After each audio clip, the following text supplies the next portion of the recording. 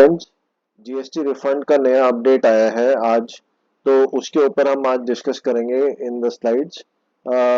उससे पहले मैं रिक्वेस्ट करूंगा कि आप प्लीज सब्सक्राइब करें चैनल को, अकाउंट्स एंड टैक्सेशन का ज्ञान।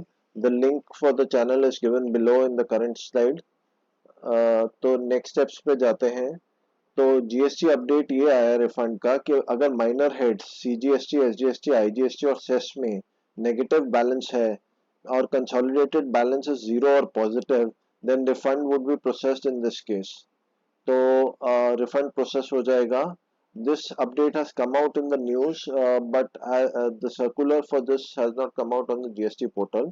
Would keep you informed about the status of the same. आज के लिए यही था।